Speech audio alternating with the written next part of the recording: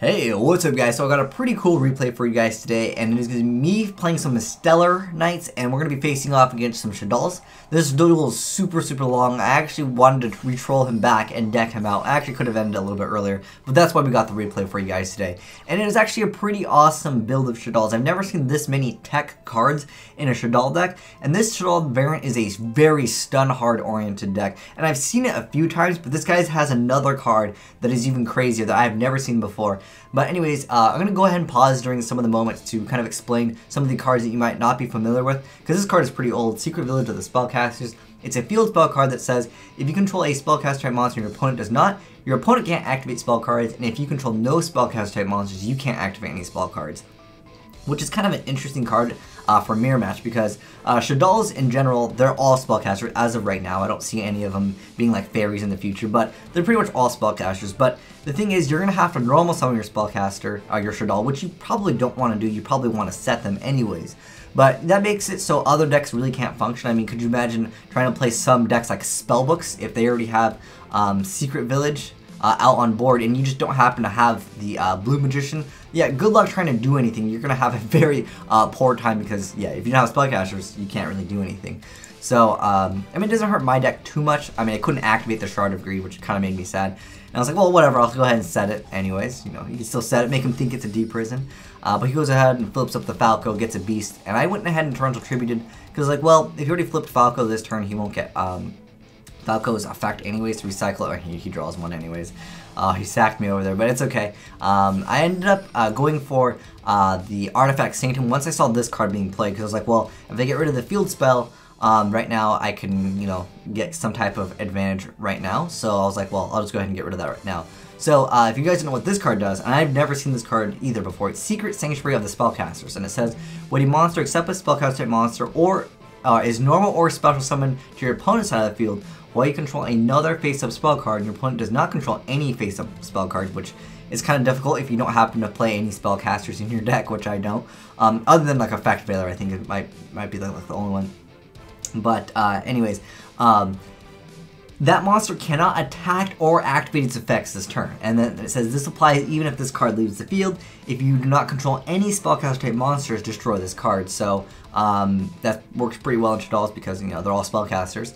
And I was like, oh crap, I gotta get rid of this immediately. So I was like, well, I'll get rid of this so I can actually play some spell cards, and then hopefully I'll be able to deal with that. Because remember, this is a face-up spell card. So I was like, well, maybe we can use that. So now that that is gone, I can activate Shard of Greed. And I go ahead and activate Reinforcement of the Army, and I search out a Deneb instead of searching out for the Butterfly card, which I could tactically use right now, and I can send that thing back, which would have been an okay play, but it wouldn't actually start my engine going. So I was like, you know what, I'll play it a little bit more risky. I'll actually go for the play of going for Deneb with that Reinforcement of the Army, and that way I can actually recycle my plays by just having more cards to search out for. Because when this is summon, I summon this, and then this card searches out something in addition to it.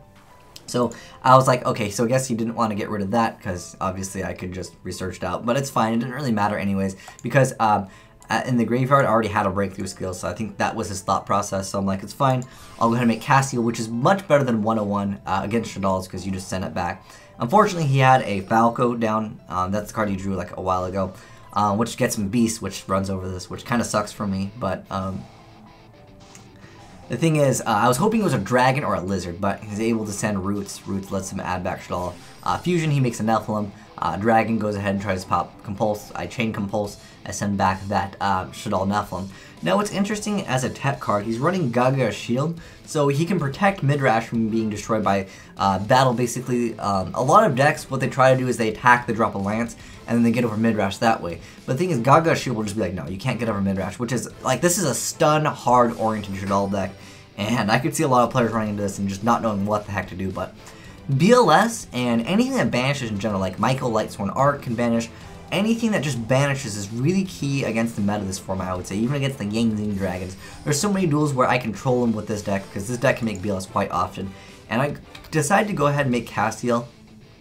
I just really didn't know what to make, honestly. I was like, well, Castiel's pretty good. And he goes ahead and activates Shaddoll Roots, which is really annoying, because Falco plus Shaddoll Roots equals Star Eater. And I really don't like this card, but I think at 1 it's okay. He makes a Star Eater and then he attacks over me.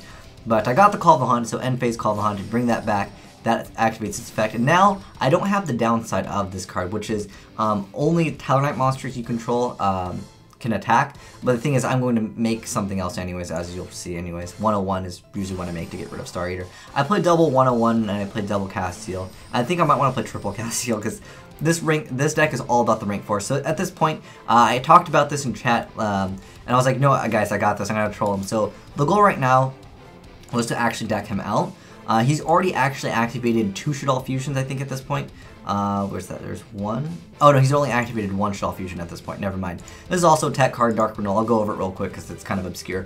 But it's when your opponent normals or special summons a monster, target one of those monsters and 1 spellcaster type monster you control. Send those 2 monsters to the graveyard, then you can special summon 1 dark spellcaster type monster from your deck or graveyard. So you can get back the Shaddoll, which is... that's just absolutely crazy. And what's really cool is it sends it to the graveyard, which is different than a destruction effect, obviously. Like Stardust Dragon, for example, would obviously say no to that, but Stardust can't say no to things like that, things to like DeeDee and stuff like that. So I think it's really good as a tech card, because obviously Shaddolls get effects anyways. So he goes ahead and makes a Nephilim, which is kind of unfortunate. He pops this card, so I'm like, oh, it's cool, I can go ahead and pop a back row, which is actually good for me. It's Gaga Shield.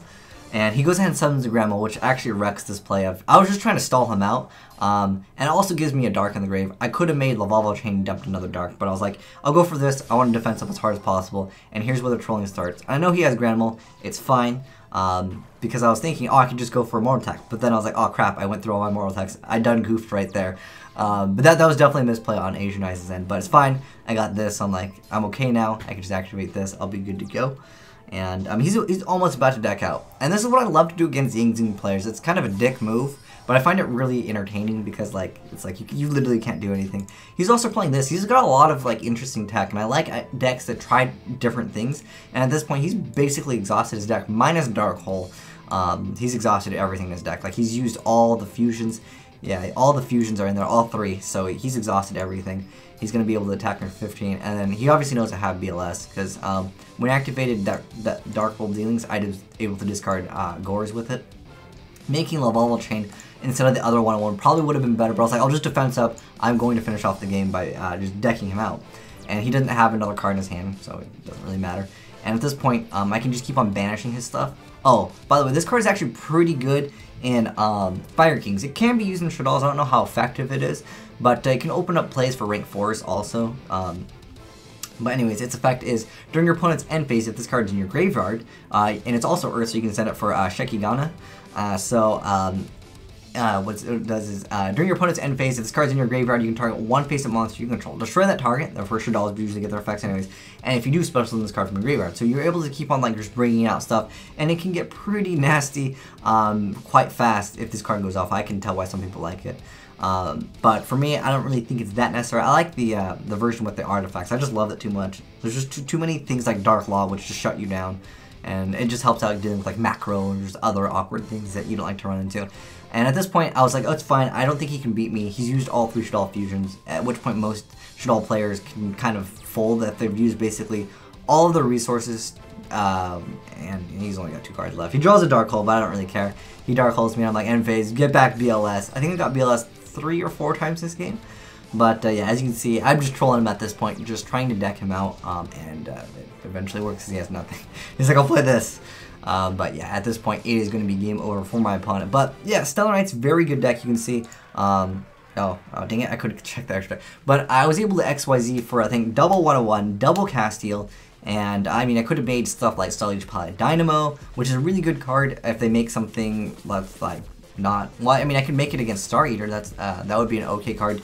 Wait, is it when it's stacked? I have to reread Star Eater, but I ended up 1-1-ing, I think, absorbing it. I'm pretty sure I just negate the effects period, and then I just attack into it, and then I can potentially draw another card. So that would have been probably another option. But I was like, if I just defense up as hard as possible, I noticed the amount of cards. I think he was at like 10 or something. A lot of Shaddoll players, they'll just try to go as fast as possible, and some of them do play Exodius, I think it's Exodius the Forbidden one, and then they reset their entire deck, which is problematic for so many decks because they can't just keep up. But I feel like if you exhausted all those cards in your Shaddoll deck, you should probably already have won the game anyways, because the longer the game goes on, I would say Shaddolls generally have a larger advantage. But you can see how good BLS or Mykiel is, like I said, against the Ying Zing Dragons. Just being able to just keep on banishing stuff, and then A lot of these decks I feel like can't put up aggression immediately. I mean, Shaddolls can definitely do it, but the Cosmic Dragons cannot do it at all. Even the, well, Heavyweight Samurai is probably not even going to be relevant in this conversation, but the thing is, if I just banish, I could just start banishing like the face downs, your giant rats, and you can't really get anything off because you really need to have your giant rat in that deck. But yeah, like I said, being able to banish I think is really key to this format. But anyways, nonetheless, thanks for watching, guys. Have a great day. Azneyes out. And if you guys are wondering for the deck profile for this, I'm still doing a lot of testing with this. The deck is actually pretty good though. With triple soul charge, this deck is on point because you get free effects with this, and you also get free effects when you special summon the other Satellarknight, the whatever, the one that when you summon it, period, it gets its effect, which is why I'm also playing triple Call of the Haunted. Or Returning Live also searches out, also gets back BLS, so I could have busted BLS out. Actually, no, I can get it out, I think 12 times. I think in this deck I can get BLS out 12 times if I mean, if you count Soul Charge, you've got Call of the Haunted, or Returning Live itself actually being also. I get it like 12 times, and I love this deck because of that, so it's actually pretty cool for that aspect. But anyways, thanks for watching, guys. Have a great day. Azneyes out.